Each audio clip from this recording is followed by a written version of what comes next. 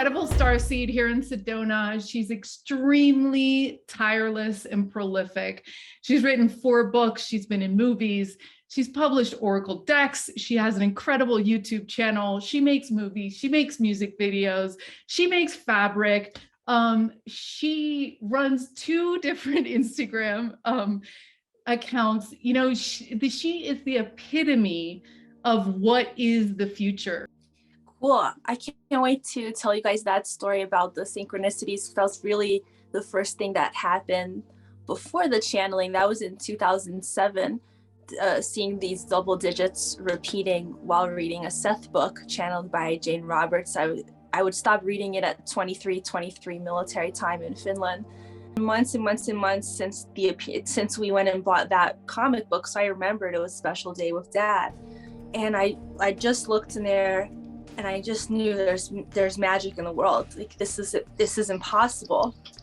So around that same time, I would have little weird games that I'd play by myself. Like I would pretend to make my hands infinitely large and infinitely small, which I later found it's one of the 64 perfections in Hinduism.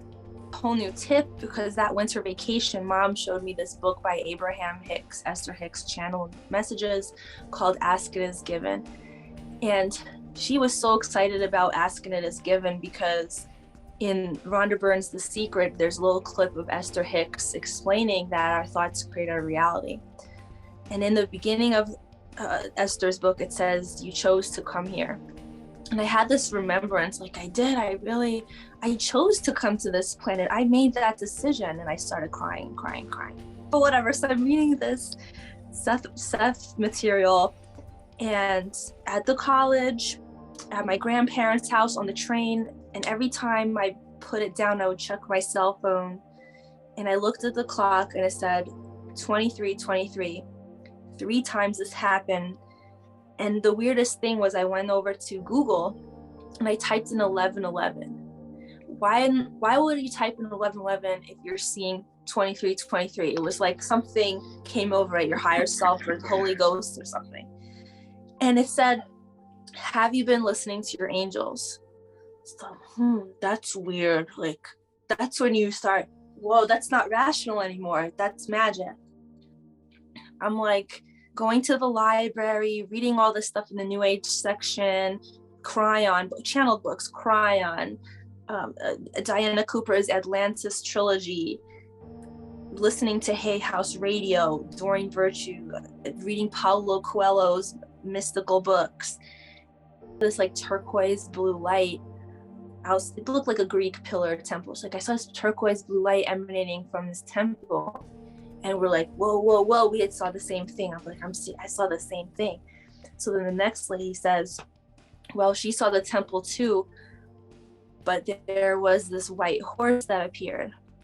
Like, whoa, this is interesting because we also saw this white horse.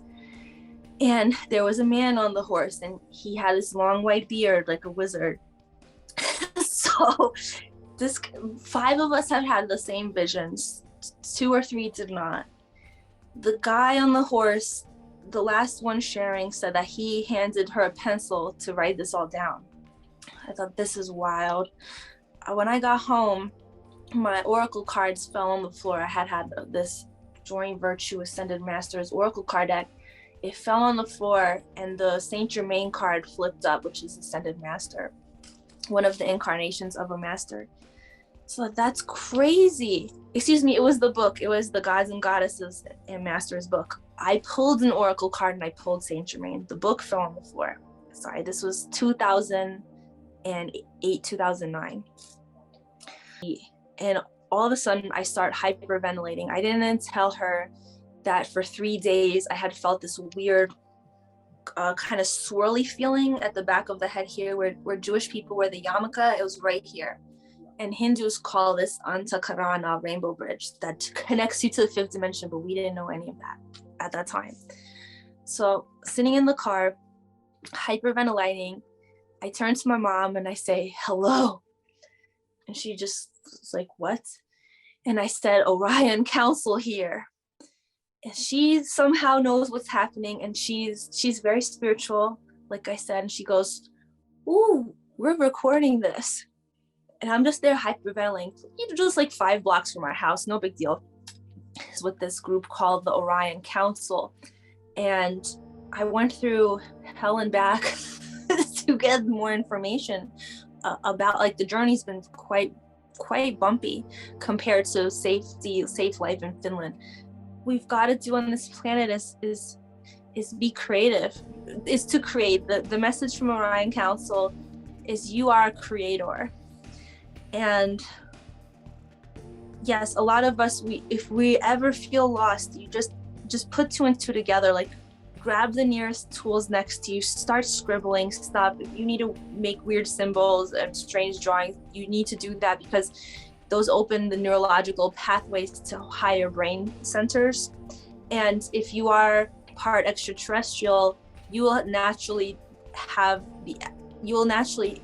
access these higher organs. You will experience telepathy, you will experience the 64 perfections and beyond. And we need to create safe spaces to become that. So we need to support each other and support our weirdness, but also find avenues of that expression, and then share those with other people so that they can also activate that as well. Like the 100th monkey effect.